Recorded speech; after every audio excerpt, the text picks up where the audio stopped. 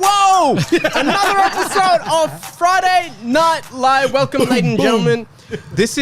We're getting close to December, guys. It's one of our final episodes. I keep saying this every week, but I don't know. Producer Anna keeps track. I don't. I can barely remember names.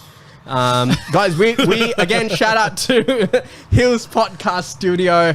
We are recording from, if you like your drinks, this is a great place to hang out. They got fancy cocktails. I love the espresso martini.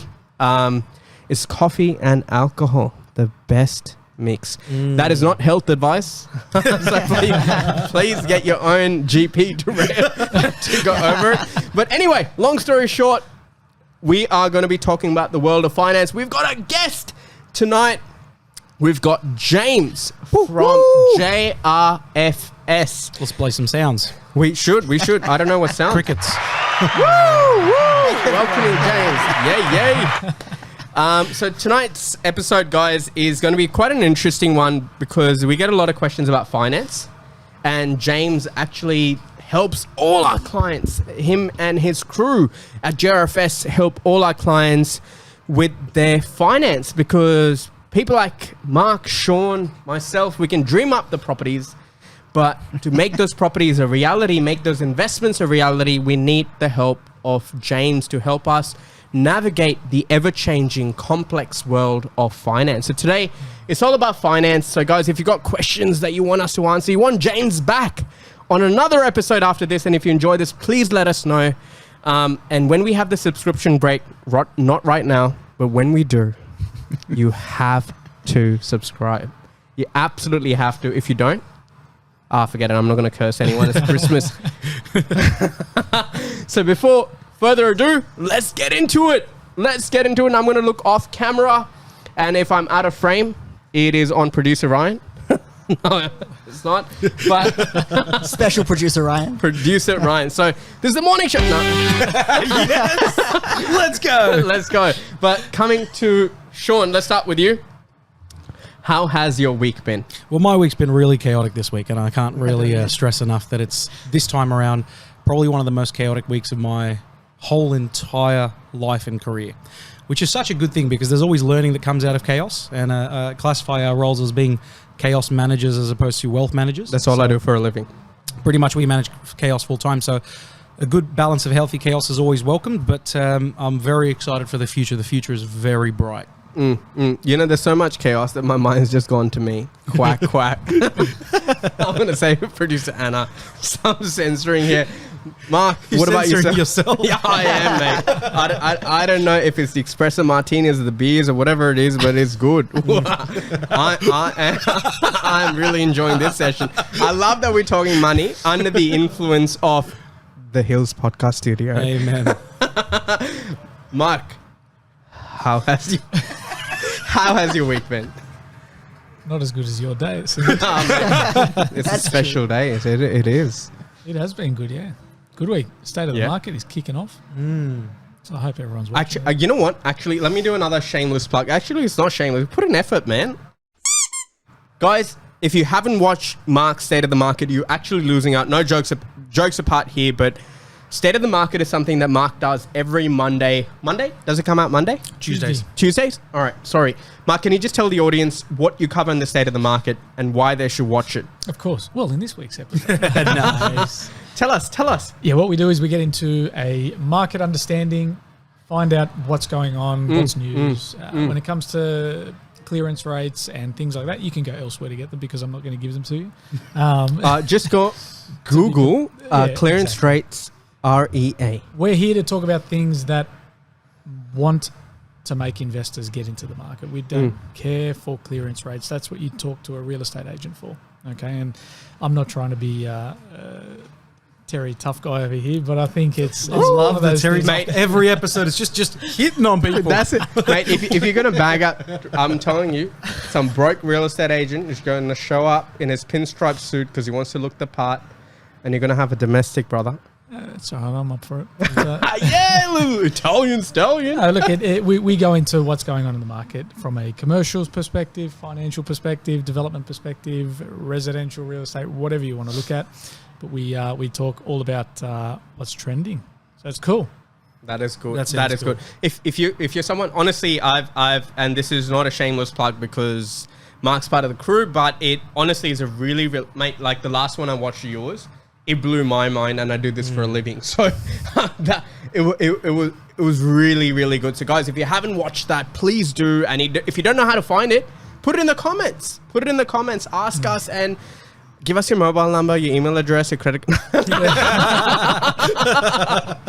but honestly, if you're really interested in the market, there was a story from yesterday, guys, right? What? Really sorry for this, but there's a story from yesterday. Mark and I were just having a chat outside. Yeah. Someone comes up and he goes, "Where's the polling center?" So we got into a conversation. I tried to help him find it. Long story short, we couldn't help him find it. So I said, okay, let's jump on the registry. It'll tell you where to go. So it asked him for his address. Great. I put his address in there and he's telling me his address. I said, okay, cool. Then it says, okay, enter your last name. So I asked him for his last name. He gave it to me. Then they asked me for his first name. Then they asked me for his date of birth. I had everything on this guy. And at the end, I had to do it. I said, by the way, we help people do investment property. And he just off. But a gun is never going to miss an opportunity to close and to serve. Oh, bro. Like, poor people mindset. It's a true story. This was yesterday afternoon. Yeah, he went for the close and he didn't even know his name. Mr. Address this and this. I don't know where the polling booth is, but would you like to buy a couple more deals? Would you like a new address? Would you like a new address? Hey, that's nice. That's why we got brains on the podcast this time around. Let's use them. Yeah. Too much muscle. Easy. Now we've got James, our special guest, who's been kind enough to come out on a Friday. We've had to give him a lot of free alcohol. Nah, just joking. James, thank you for coming on. James, tell us, we do this every week on our podcast. We ask people when they come on board, how's your week been? How has your week been? My week's been pretty good, actually. I was listening to Sean talk about the whole world falling apart. I'm like, that feels like my last 6 months, but my last week's been pretty good. That's really good. Things are starting to head in towards Christmas a bit. We've got a bit more consistency out of our lenders. So, yeah, no, it's been flowing well for once, which is a nice change. Lenders, if you're listening up and you're not consistent with James, he's upset. Unlucky, yeah. Unlucky. He's upset. You want to be on James' good books. Absolutely. Anyway, without waffling on anymore, guys, we waffle on because we like to on a podcast, plus while we get our users up there and people listening in and so on and so forth. Tonight, we're going to be talking about finance. We are going to be asking James lots of questions, from basics to more advanced questions. I don't know where this conversation is going to go. I don't know if you've got enough time in this episode to cover everything. But if you really do like it and you want James to come back, please write in the comments, ask James. You got to get my hashtag trending here, Kesh. I like the hashtag Ask James idea. That's pretty good. Not hash, it's called a hashtag. No one was thinking hash. It is his birthday. It is wish. Nah, forget it. Actually, yeah, did we say that? Have we said that? I don't think we've said that. I think we'll skip that part. No. I don't want to be part of ID fraud, mate. They got my name on the podcast. No, my birthday's today, by the way. No. His birthday was definitely last week, guys. If you're listening, it was last week. It was last week. Now, before we move on any further and we talk rubbish, let's get into it. So, James, I've got a few questions for you. Let's do it. And then we are going to segue to Sean, to Mark. We'll do a few questions that we have. I want to start with some real basics, right? Let's go. And in the next 2 minutes, I really want to serve new buyers, people who don't own any real estate, and just get familiar with terms and so on and so forth. Sure. So let's start off with a simple thing, and we'll keep the answer short. What is the concept of funds to complete? Cool. Funds to complete, in a nutshell, is how much you need to put in from your savings to complete a purchase, or from your equity or whatever. So if you're buying a property for $500,000, you're getting a loan for $400,000, you've got $20,000 of stamp duty and $5,000 of other costs. Your funds to complete is the difference. You need $525, you've got $400, your funds to complete is $125. Yeah, it's actually somewhere that people get very confused, because the word deposit means about 700 different things. Yeah. Right? Yep. The amount you pay up front, the difference between your loan and your purchase, the total amount you put in. It can mean a whole string of different things. You can pay a holding deposit when you sign up for the loan, for the purchase. But I like to use the words funds to complete or total contribution. to talk about. Total contributions is another word. That's Yeah. really good you brought that up. Yeah. Because I get a lot of people saying, what is funds to complete? What is total contribution? And I usually, this is how I break it down. Correct me if I'm wrong. I go, your 10 or 20% deposit. Yeah. If it's a 10% deposit, we got to pay LMI in Yeah. most cases. We'll talk a little bit about how you can escape the Sure. LMI potentially in a second. Then you got to pay stamps. Yeah. You can save on stamp duty if you split up the contract. So if you do a 2-part contract, where you have the land component and the house component, and you build the house. So if you only buy land, if you pay stamps on the land, not on the house, that's great trick to save money, by the way. Especially in states like Victoria, where the price of the land only is actually less than half the stamp duty. Mate, Victorian stamp duty is horrible, but it is what it is. It's the cost of doing If Dan business. Andrews is listening, watch out. I've got a lot of things to say to him, not on this episode. I'll have to do an only properties page for that. And then solicitors fees. If we're buying an existing property, then pest and building. I got to factor in all of those costs. Is that correct? Like there's a number of different costs that go with buying a property. It's probably not sensible there's not a generic number that's for everything. It depends on what you're buying and when and how. But that's exactly where people get confused. They're thinking, I'm getting a 90% loan, so my deposit should be 10% of my purchase amount, right? But it's not. You've got to include your costs in there. You've got to include your LMI. So we talk about total funds to complete, or total contribution, or funds to complete. That's how much you're actually putting in. When you talk about total contribution, sometimes I've heard in just general conversations that if my total funds to complete, let's say, is 100 grand, usually my broker would say, hey, mate, just have 103 or 105 in there. Yeah. Why is that? So your total funds to complete is actually how much you've got to pay. But ideally, it shouldn't be every dollar that you own. If you buy a property and you've got 50 cents left in your bank account, you're putting yourself at a lot of risk in the short term, particularly. You don't have any buffer for extra costs. You don't have buffer. I mean, you can't even go and bloody buy food at that point, can This you? is always American Express. We talked about that beforehand. No American Express till you don't settle the goddamn property. That's also true. We'll talk about serviceability in a sec. But so that's where people just create a safety net for themselves. Make sure you've got a few grand left over so that you can meet the essentials if you need to. Sure. The next question I get is, what is LVR? LVR is your loan to value ratio. So what percentage of your purchase amount your loan represents. So if you're buying a property for $1 million, you're borrowing $900,000, your LVR is 90%. You're borrowing $750,000, now you're 75%. It's You know the percentage. funny thing about LVR, and I'll give you a little personal story here. You buy a property for $500,000, and let's say you borrow 90%. I think the loan's about $450,000. Sure. And you don't have to pay down the loan, and you can adjust your LVR. So normally people think my LVR is 90%, and I need to pay down the loan to bring the LVR down, or you work with me, and the property turns out to be $950,000 and you own $450,000. And you know what? I didn't pay down a cent. I'm on 50% LVR. Suddenly I look like I've paid down 50% of my loan. That's right. If we can have a little segue for a second, I had a client with exactly this the other day where he'd bought a property and it had been a really tough bit of finance because his asset position was weak. He had a lot of income, but he hadn't really saved What is anything. asset position? These are generally we were looking at drops gold and then just we were looking at cruises how over much he had in terms How much money he had. how much money and stuff he had as a result of earning good income for a while. So he'd earned good income for quite a few years. He didn't have much stuff, basically. For a bank, that's a red flag. But we'd squeezed the first finance through, fair enough. He bought in Box Hill, right? Bought in Box Hill for like $850, borrowed $800 or something, borrowed right to the very maximum. Yeah. Right?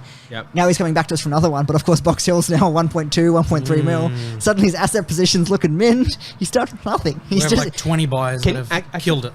Actually, you know what? He explained something to me, Sean. 20 buys. Actually, they did kill it. After this question, can you share a little bit of that story, of that Marsden Park Boxall story from 2 years ago, where land registration was delayed, everything got screwed up, but why that was a win story? We'll talk about that in a second. You explained something to me one day, which really, really worked well. So the concept went, if you buy a property, and hear me out. I'm not talking about like weak peasant mindset. I'm talking about growth mindset here. About people who want to build a portfolio, don't want to be bottom feeders.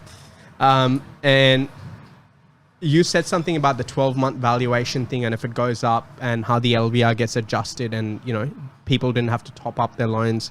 Could you walk us through that scenario, just as a case study? What does that look like? Yeah, okay. So we're getting a little bit more complicated straight away. But what we're looking at here, so if you're buying a property, the bank's going to have a maximum LVR, a maximum loan to value ratio they're going to lend you, right? And they're going to base that either off the purchase price of the property you're buying or their valuation of the property. So whichever of those is lower. Yeah, you got a property, you buy it for 500,000, but the valuer says it's worth 480. They're going to base your LVR on 480. All right. Where you've bought a property off the plan or unregistered, and it takes more than 12 months from when you sign the contract to complete, there's often an opportunity to use the valuation instead of the contract of sale if it's higher. So you've bought it for 500,000, but now the valuation is saying 750. All right. You've done very well. Happy days. You've worked with cash. All right. Now, Or Sean or Mark. now potentially you can look at purchasing that property without putting a deposit in. Wow. Because your LVR will be based off the 750. So the bank's gonna help me settle the property without me chipping in any more cash. Well, yeah, that's right. Even an 80% loan on 750, you're still looking at borrowing 600,000, which is more than the 500k you needed plus costs. And again, this is subject to being able to service. There is a lot more that goes into this. Yes, you do have to 100%. be able to repay a 600,000. If you want to know more, you got to work with James. All right, we're purposely confusing you so you can come to it. Nah, but that's an awesome point. Wait till the next question. I just love that we had like, what is LVR? And then we're like, cool, can you like avoid LMI by buying off the plan and waiting 12 months and getting a... Plug it. Getting a property for free.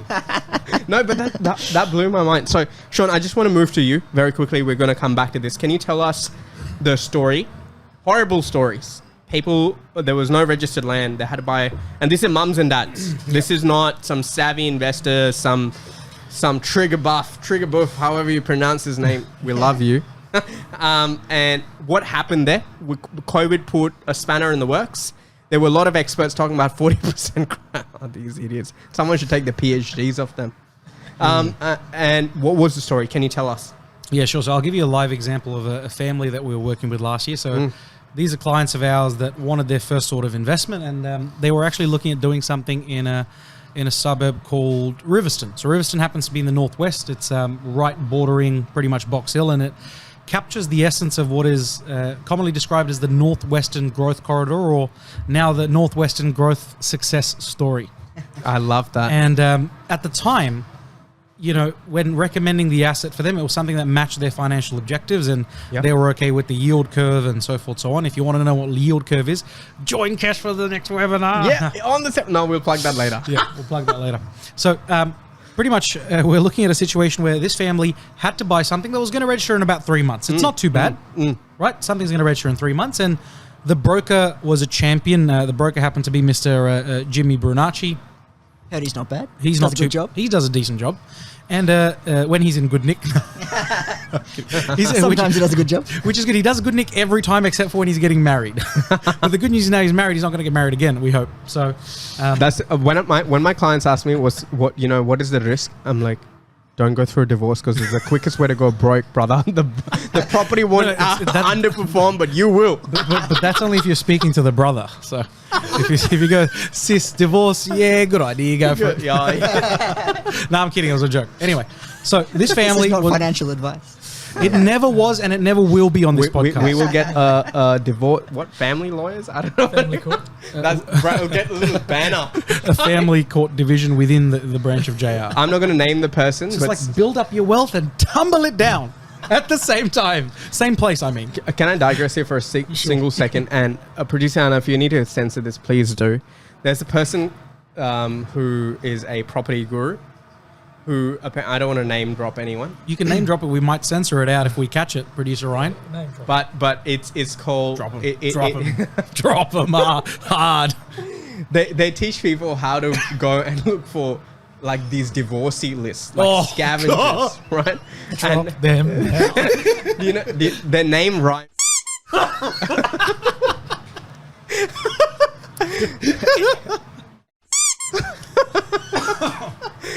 And they this is what they do. They actually get people. They charge. I don't know what they charge. Like, and some actually go and pay to sit at like some divorce. I don't know where people go and get divorces in the court and whatever, and basically sit there and say, "Hey mate, look, you're splitting up. How about I give you a really good deal?" As if those people have never heard of realestate.com. Are you joking? Anyway, coming back to this. So what happened with the family? So the family was excited about their first ever investment purchase in this corridor, and they actually lived only about 15 minutes east of the purchase. So yet despite So they were on the right side of town. they were in the good side of town. Yeah. Ooh.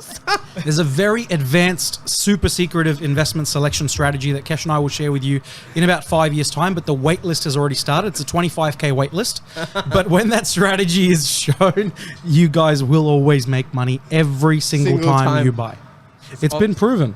This is actually financial advice. No, I'm just kidding. I'm just kidding. So anyway, so this family was really excited, and they were still skeptical because Riverstone at the time was an area that was popular for having a drug problem. It was popular for It's a rough being a neighborhood. rough part of town, and people thought that if you walk on the streets, it's not family friendly and so forth, so on. So either way, I said, look, I believe in this because of XYZ reasons. In fact, I gave them the story of the suburb that they were living in, and I told them that this suburb used to be the exact same story 20 years ago. Showed them the data, and they were okay to go with it. I said, it's not too bad. It's 3 months. We can go for it. So we actually got their approvals. Now, the challenge is that it didn't register. We had 2 clients in the same development, actually, but it actually didn't register. And then we thought, okay, it's going to be pushed out 3 months. Now, the clients are thinking, well, they've already had to exchange because you have to in New South Wales exchange, right? Yeah, because in 3 months, 4 months, you got to pay stamps. You got to pay stamps. And Which is funny. It's not in the other states, but here you got to. Exactly. In Brizzy, Victoria, you can get away with... that's why Victoria is just such a good place right now. That's Oh, why my goodness. Gladys makes bank. Oh, what's the new guy's name again? Mr. Dom Perro. Yes. Yeah. Perrottet. Perrottet is making bank now. Perrottet is doing $1 really billion well. a month in stamps. Well done. What? In the last year, I'll share some stats after. $1 billion a month. And there were people think, how are we going to come back from job seekers job? Mate, we are the Middle East of the West. We got so much gold, uranium, pink diamonds. I don't even know why we go to work.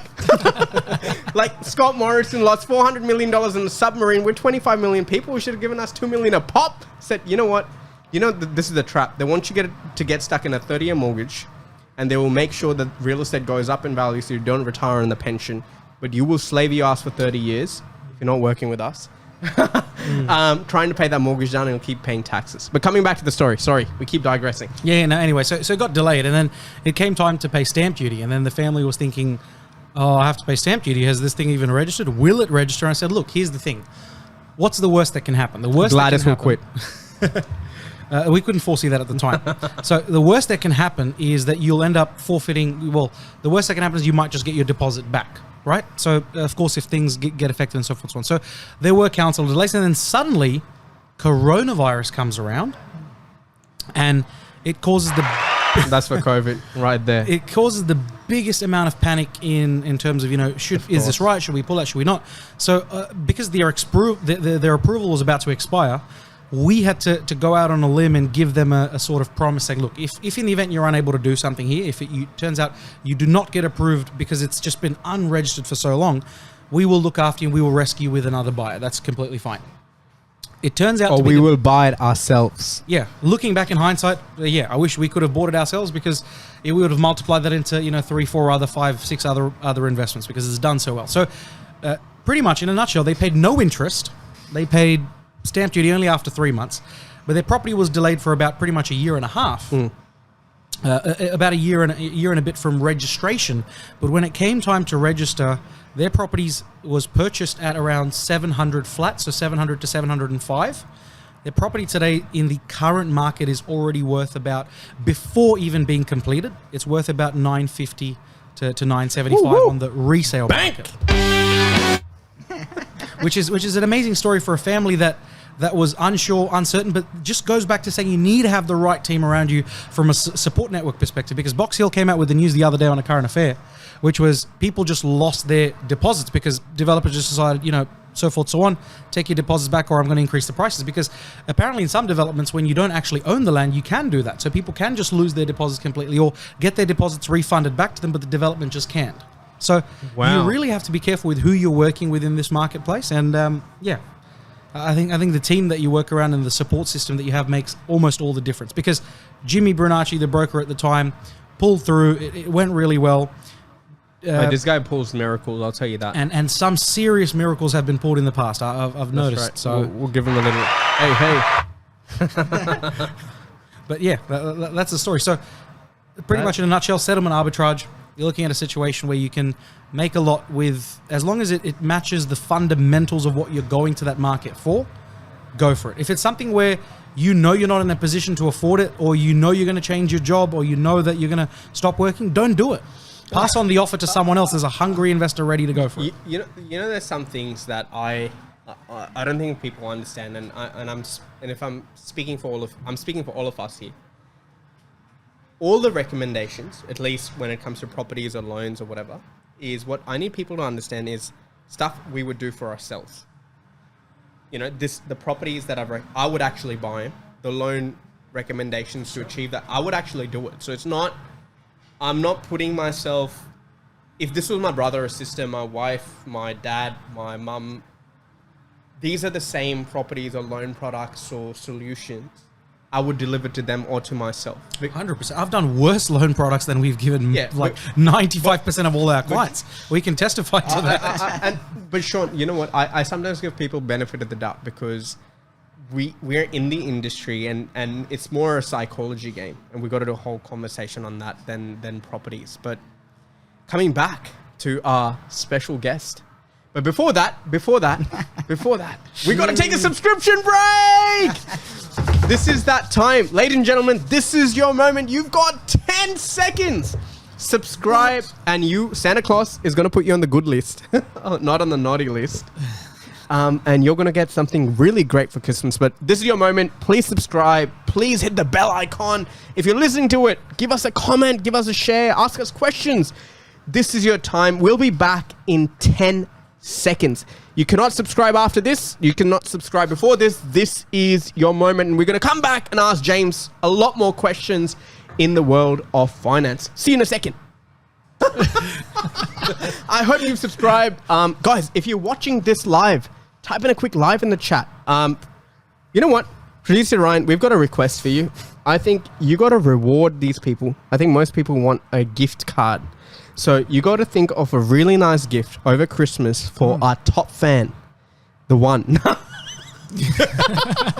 No, I'm not talking about one fan. I'm saying the one, right? And to incentivize them to type. Guys, we can only think of so many things. If you've got a comment, you've got a topic, stuff you want us to talk about, please let us know.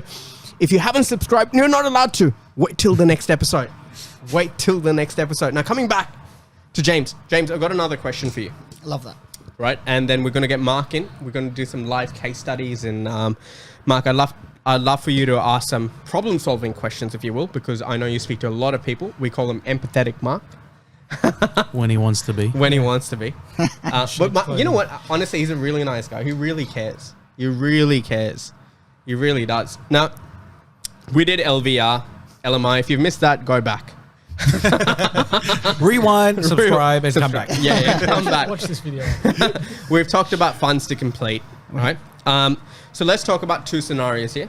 Let's talk about first-time buyers and parents going guarantor. That's going to be one part. And the second part I got a lot of questions around, and the only reason I'm pre-framing this so people don't drop off, is about using equity versus cash.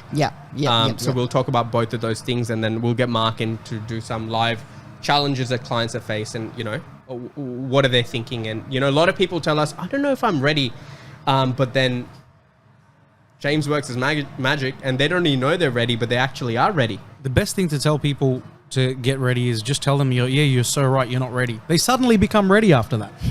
You're not ready. None of you are ready. No, wait a minute. I got some savings overseas.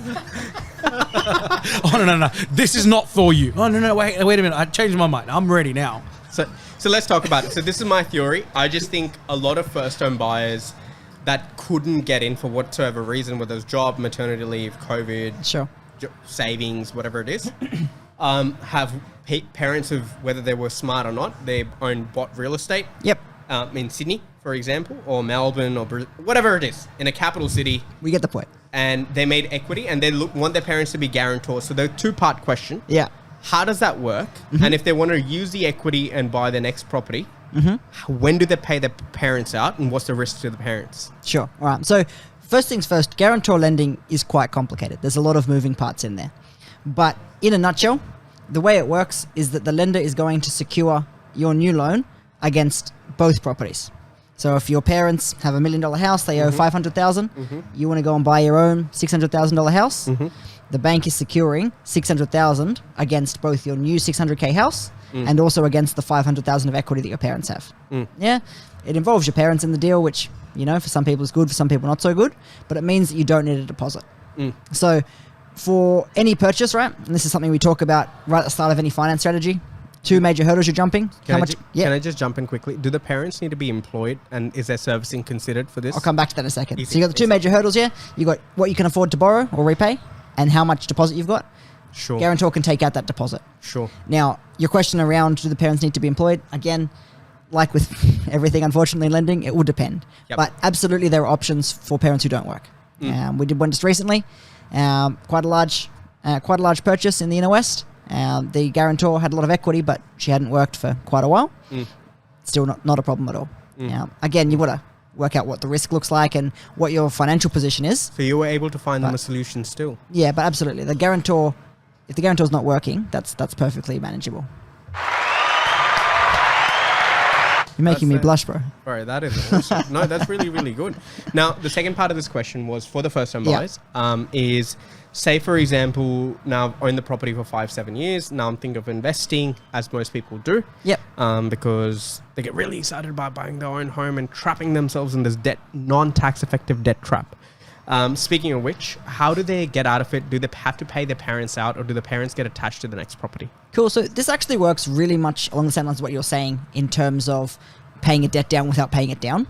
So yes, there's 2 properties secured and everything. That's the complexity.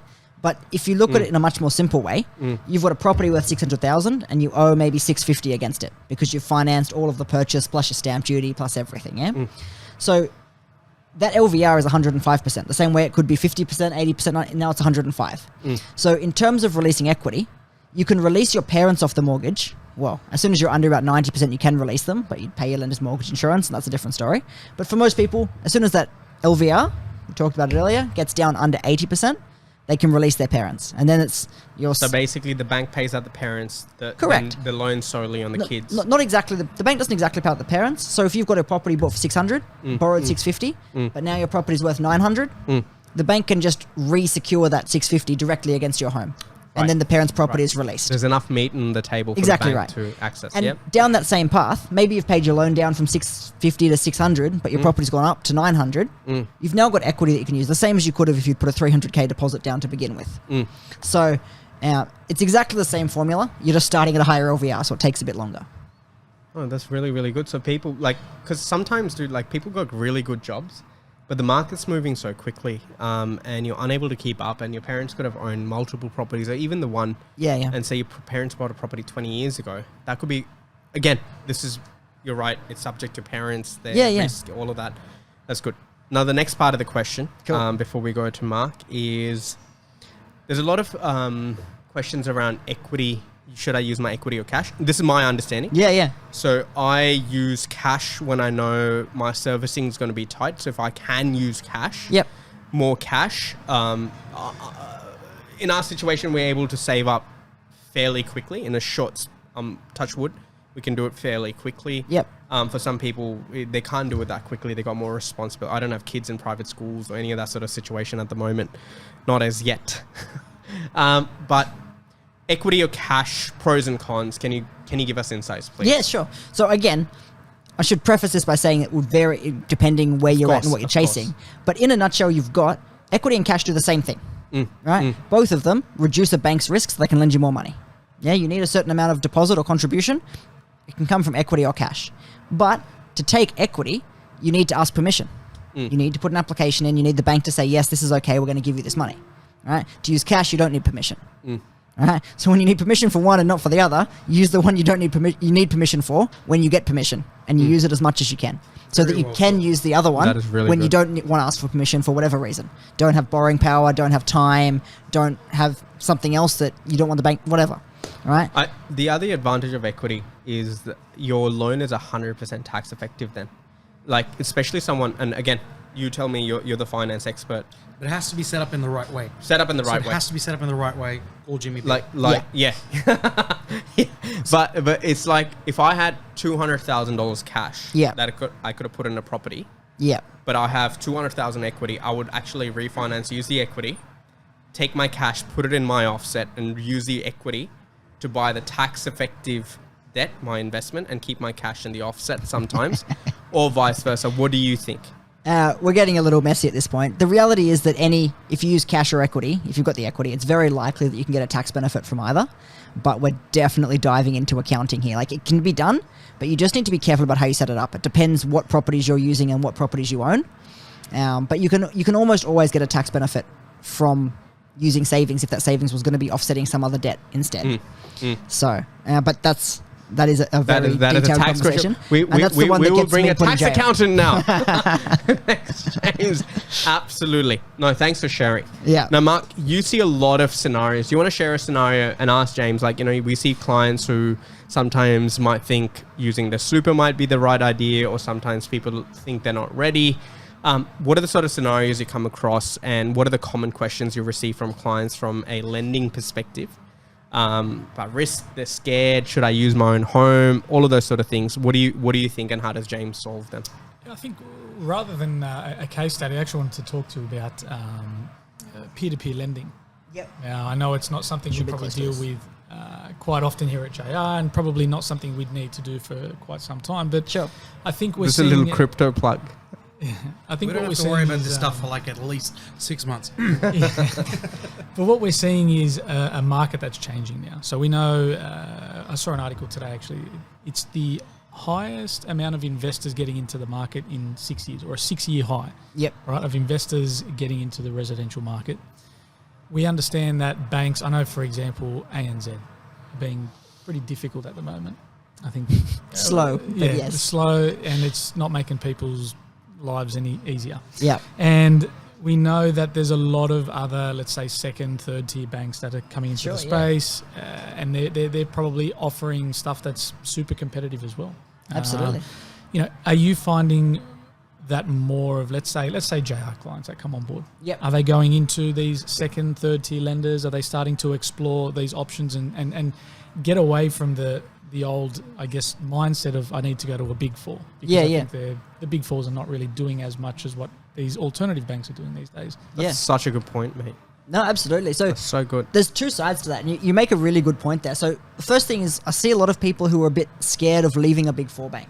Right? Oh, if I go to this other bank, like, am I at risk? What's going to happen?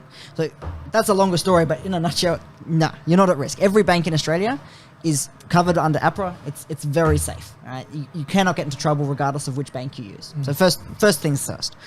Secondly, it's important to understand what those tiers represent. Right? Because people talk about first tier, second tier, third tier. They're like, oh, I don't want to be in the second tier. This is our worst bank. What am I doing? It's not about that. The first tier, your major banks, is just talking about the size of the bank. Yeah. So a major bank is going to try and meet all of your needs. All right, you can get your home loan, your car loan, your personal loan, you get your credit card, you get your wealth package with your offset, right? They want to do all of your business bank. It doesn't matter. If it exists, they want it. And they can probably service you there. They've got their branches, they've got their 24-hour call center, which may or may not be in Australia. It's what you expect from a big bank. But as a result, in the majority of cases, they're not going to have the sharpest pricing. Yeah? They've got to offer everything, so they're okay at everything. They're not amazing at anything. Yeah? It's like a business class ticket. It's you pay a premium and you get the service. I don't know. It's a bit different. The business class ticket is just very good. Right? Once you do that, you never go back, right? Ooh, James going hard. But CBA, loosen up, ANZ. But the problem with the majors is that they'll be reasonably good at everything, but not outstanding in any category. Yep. Yeah? Yep. And again, there are The exceptions. jack of all But trades. generally speaking, that's what you're looking at. When you talk about second tier, instead of second tier, I prefer to call them a mid-tier lender. Yeah? This is where you're talking about, these banks aren't unheard of. You're talking about banks like Bank West, St. George, right? ME Bank. These are the banks that sit in that mid-tier. The mid-tier is not good at everything. You find that your mid-tier lenders are outstandingly good at one or two or three things, and they're rubbish at other things. I've actually had a really good experience with Bank West, personally. Yeah, but again, there are real sort of standout things here. So, for example, Bank West lending to non-residents is awful, right? Whereas CBA would be great. Are they the same bank? Kind of, right? But they've got totally CBA different is their policies. daddy. Yeah? And you see some ridiculous policies down in here, right? So you used to have like AMP that would only do construction lending to existing clients. So once you became a client, you could get your construction lending, but you couldn't just go in straight for a construction loan. You got someone like a Newcastle Permanent who will take a property in the middle of the New South Wales outback, but you want to go to Queensland, they're going to ask you how far you are from a post office. Like, stuff that doesn't necessarily make sense, right? But at the same time, these lenders are excellent at solving individual problems. So for a lot of our clients, what we're finding is, as your strategy starts to get a little bit more tight or complex, right? You need a specific outlet. So that second tier lender, that mid tier lender, solves your problem. The challenge is, how are you going to find them, right? Right here, ladies and gentlemen, JRFS. We got, to be honest, James. To be honest, this is where we can actually make that biggest point of difference, because that lender is probably accessible to you, but there's also 30 others that are accessible to you in that tier, and you could go 5-6 times, get declined. And now you feel like, oh, I can never get a loan. But the reality was you would have got approved first go if you just gone to the right place to begin with. So that mid-tier is very good for that. Your third tier, again, we're starting to see them used more and more. That's your specialist tier. So specialist lenders aren't necessarily price sensitive. They're actually pretty reasonable at the moment, to be fair. They've come right back to the market.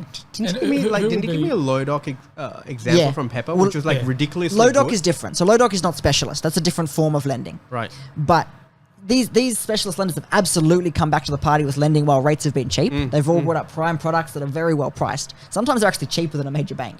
But what a specialist lender will do, particularly in their more expensive products, is they will solve a problem. All right? Someone like Pepper will lend to someone who is bankrupt or has just come out of bankruptcy, still on their file, they've been out for a day, they'll lend to them at 95% LVR. Wow. Right? Whoa. You're going to pay for it. Pepper!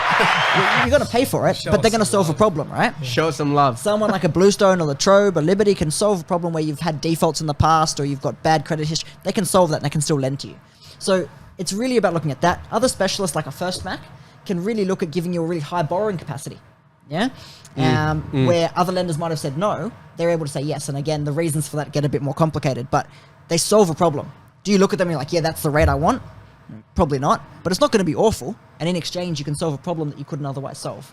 And this is where we talk about return, right? So if you're paying, let's say you're paying 1 or even 2-3% more on your home loan, right? You could have got a home loan for 2.5%. Now you're paying 5.5%. You're like, oh, that's pretty rubbish. I'll take it. If you let me buy some more, I'll take it. But if you're buying a property that you're expecting to return you 7, 8, 9%, there's not even a comparison, right? Of course you're better off being in that market than not in that market and getting 0.25% on your savings. So this is where you start to see that real difference.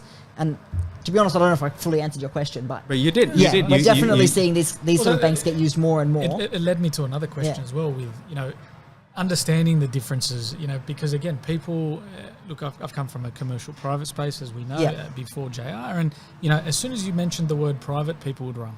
Yeah. They just think loan sharks. They think it's obviously it's non-coded. It's not going to be in anyone's best interest. And loan sharks don't swim. They have baseball bats. So, in today's society, let's say in today's market right now, I'm not sure if you guys are familiar, but Credit Suisse has raised $500 million, maybe more. I'm not sure what it was exactly, but they're putting that line of funding out to developers and land banking and just getting it out at ridiculously cheap rates, which is pretty interesting to know. Let's say as a mum and dad investor, right? If they used, I'm just going to use a developer's mindset for 1 minute here. What you want to do as a developer, if you find the right type of site and it's something that you need to jump on now, otherwise it's gone tomorrow, you look at any alternative you can possible. To get the funding done. To get the funding done. Look at an asset-backed lend, for example, where it doesn't require serviceability and all this type of stuff. Buy the site, come in at obviously a different LVR. You might be looking at a 60, 70, 80, not 80, but let's say 60, 70% LVR. And then obviously your idea is to say, I need to refinance probably within a 6 to 12-month term into either a construction facility or a bank loan if I'm going to hold it for longer. Do you think we're going to see more of this in, let's say, the next 5-10 years in lending? Maybe 5-10 years is a long way away, but let's say the next 5 years, because of the fact that APRA's tightening with DTI and obviously serviceability, and the fact that people are still going bananas over real estate because we know we're not going down anytime soon.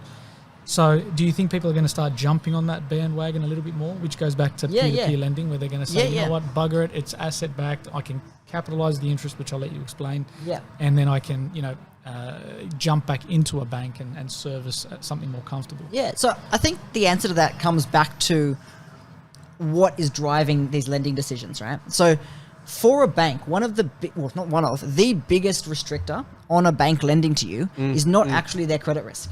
So people come in, they're like, hey, James, I've had my job for 10 years. I've got my savings. I'm paying more rent, for example, than this property would cost me. Why won't the bank approve my loan? Yep. And the reality is that the reason the bank is not lending to you is nothing to do with their risk appetite. If you were coming to them for a business loan, they might look at 3 months of bank statements and approve the loan on the spot. Right? But their biggest risk factor is that responsible lending. So this is your NCCP Act. People know it as the Responsible Lending Act. This is the law that sets out what a bank has to be able to see to lend you money. All right. So the majority of loans that can't get approved because they're not allowed to be approved. So you're saying the lawyers on the bank side are making interpretations of the law for the bank? Yeah, that's actually spot on, right? So the majority of lending policy is a lawyer's interpretation of how the law applies to that situation, rather than the bank making a risk assessment of, do we think it's reasonable? And the assessor is then just ticking those boxes off to see, can we meet this? Can we meet this? Have we made reasonable inquiries about this and this and this, right? So that's your bank lending, and that's their biggest restrictor on what they can and can't do, all right? Then you've got your non-banks. That's sort of halfway towards your private, right? So these are still not necessarily unknown businesses, but now they're outside of APRA. So 2 regulators, ASIC, make sure that responsible lending is met, and APRA makes sure banks don't collapse. Yeah? So ASIC is going to govern all consumer lending in Australia.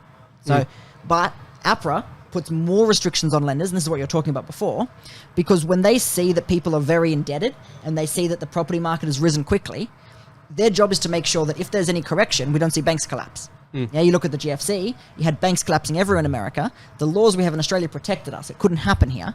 So we're quite conservative, which has served us a lot of times. So there you go. You've got double restrictions on actual banks. Now you've got non-banks. They don't have APRA's restrictions, but they've still got ASIC's restrictions. They're still bound by responsible lending. But there are scenarios, and don't get me wrong here, this has actually improved a huge amount in the last 2 or 3 years, where responsible lending for a bank actually usually mirrors pretty close to what you should be doing. People come to me like, James, I should be able to do this. I'm like, well, let's think about this a bit more. You really shouldn't be doing that. That doesn't make any sense. But there are absolutely examples where, for whatever reason, the responsible lending restrictions create a barrier that shouldn't exist for an individual. Because in Australia, those laws are set for the lowest common denominator, if you like. They're set so that people can't get themselves in trouble, which does also prohibit people taking risks that probably calculated on risks. A financial perspective would make sense. Yeah. So this is where we now talk about private lending. Right. The challenge is that people get confused about how private lending works. They think of a private lender like a bank. Right. So a bank can give me money at 2%, and if it gets a bit riskier, it goes to 4%. Private lenders are Sean, who's like, I'll give you money at 9%. Well, the thing to understand here, right? The thing to understand is where the money's coming from. So if you're a bank or even a non-bank, you're raising funds in bulk, either through something like a mortgage bond or through RBA or whatever. You're not making money by lending your own money. You're lending money by getting someone else's money. So I'm basically going, profit. hey Sean, give me your 100 million. I'll give you 5% on this. And then Sean goes, all right. And then I lend that 100 million to someone else at 7% or 8%. Well, that's how a bank works, right? Yeah. Except they're getting their money like 1% and lending it to you at 2%. So it doesn't matter that they're only making maybe 2% margin on their money. With the volume of money lent. It wasn't their money to begin with. It's a free 2% for them. They just got to cover their overheads. That's what we do with leverage. Right. We play the bank's game. True. That's actually very accurate, right? With a private lender, though, they're usually not on lending borrowed money. They're on lending their own money, right? So if I've got $10 million sitting here and you say you want to come and take it, that's great, but it's no good for me to get a 2% return on that money, or a 3% return on that money. I could have invested it myself and got 10%. So now you've got to make it worth my while, take the risk and everything else. So that's why you start seeing it getting a lot more expensive. But the flip side of that is there's no more NCCP, there's no more ASIC, there's no more APRA.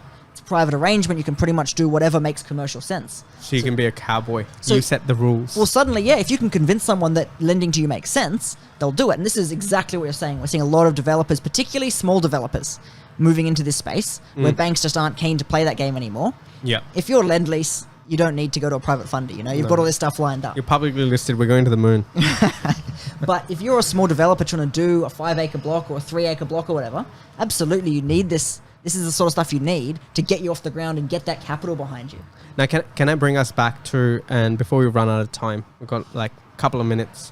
I really want to talk to you about the concept of hemp. Yeah. This is a fun one. Hem's, coming back to people, normal mums and dads, Yeah. of course, is hem's a big part of someone borrowing, and there's some concept, and you can tell me details. Yeah. Is irrespective of whether my living expenses go up or not, if my income goes up, automatically my hem is adjusted. So can you explain to us what hem is? Yep. And what does that mean from a servicing perspective, please? Yep. So HEM actually stands for Household Expenditure Measure. Yep. But what it's used for is it's the minimum baseline for the general cost of living a bank will accept for you. All right. So if you come to the bank and they ask you how much you spend every week, and you're like, oh, Kesh, I spend $4.50 a week, they're going to say, that's nice. Even if they can prove that you only spend $4.50 a week, they're going to use their HEM figure. Right? And their HEM figure is indexed based on your income. So it changes every quarter. It adjusts based on whatever their new data is. Interestingly, it's also different by bank. So they all use slightly different data. So you're saying every bank's going to Every bank is a little bit different, yeah. Which Come to James. adds some extra complexity there. It used to be measured on the poverty index, right? Poverty. There's a poverty index. There is, yeah. So There's basically, a whole index measuring bottom feeders. yeah, there is. Wow. But Wow. And top feeders too. So this is what it used to be based on. So it was really low, these minimum expenses. HEM's now changed. It's based on research out of the University of Melbourne. But what it's looking at now, it's ideally aiming to capture the bottom 25th percentile. So they're saying anyone that's inside that probably isn't buying property. If they are, well, you can up your living expenses a little bit. In practice, I find that it's actually quite aggressive, right? I know that I did a loan for myself recently, and the HEM was substantially more than what I was spending. Like, I think in one case I was looking at a HEM for like a couple with no kids, and it was over $4,000 a month, right? And I'm like, $4,000 of what? Spending outside that's mortgage? outside of mortgage, rent. Debts. Stop That's buying just those spending. organic tomatoes. Like, I look at that, I'm like, that's absurd. You can't tell me it's impossible to live on less than that. He's making all these Italian sauce with like these organic the tomatoes straight from Italy. But anyway, so like this That's what the HEM bank though thinks. can create a real objection for a client, particularly if you aren't spending much. You've been saving hard for your home deposit. Suddenly you're in a position where you're like, well, James, I only do spend $2,000 a month, but the bank's going to use $4,000. And this is where you've got to have a bit more of a strategy around it. You've got to work with what bank is going to be best suited to you, right? Which bank is going to be best suited to your income bracket? Because again, they're using different income brackets, different HEM amounts. So a lender that might have been well suited to your rate or to your structure might not well suit your HEM. Again, all of these things are going to come back to personalizing what you're trying to achieve, but it can absolutely be a block for people where they're not spending much money. You know the amazing part of everything James has said, and we don't have enough time today to talk about valuation, so we need to do another episode with you, James. Maybe this side of the year, next side of the year, whatever it is. And there's so much. Finance is a massive, massive world. But you know the summary of today? James doesn't look too pumped. James is keen, but I don't know what I walked into this time.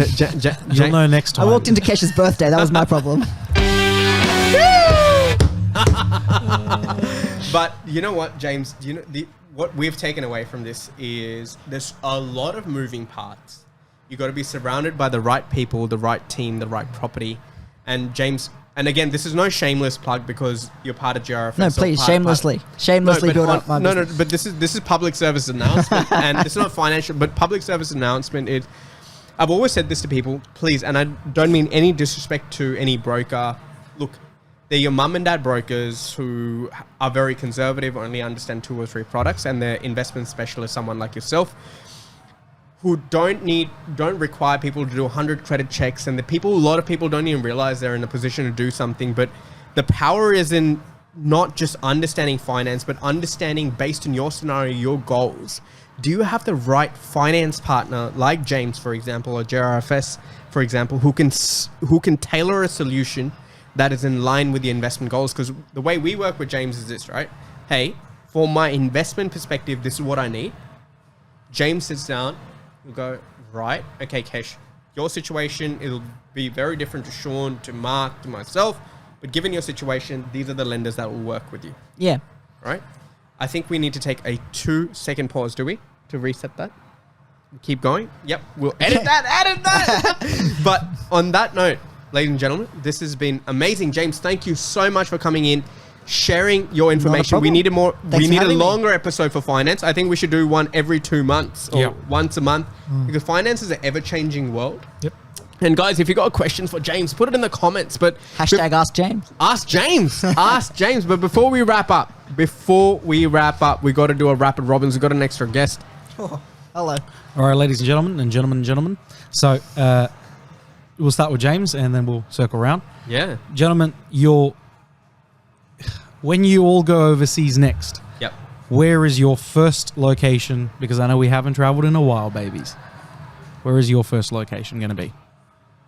To be honest, my first location is likely to be relatively Outside local. Australia, I mean. No, somewhere Pacific probably. Get out onto a beach where not many people are and just. What do you kick want back to do for a on the bit. beach? When not a I lot of can't talk people- about that on the podcast. It's the name of a But drink. Yeah, yay. I love how you But, done subtle plug. yeah, we've been trying to get the whole extended family out to Italy for 2 years now, and Oh. COVID's kind of screwed that. So, if that can happen in Christmas 2022, bring it on. That sounds That's good. awesome. That's awesome. What about yourself, Mark? Vegas, Caesars, all on black. All on black. Nice. Mine's going to be a business conference in Vegas. I got to do two. My wife's here. So we didn't get to go on our honeymoon. So I got to do a little Oh. honeymoon one. Yeah. Wherever she wants. That's the right answer. And then one with the business trip. Yep. Click, click. Nice. Just in time. 40 seconds to go. 40 All yours. seconds to go to Vegas! Woohoo! We should do an episode in Vegas. We will be. There's a lot of We're gonna stuff be doing it legal this in time next Vegas, year. so I can be floating like Ginny.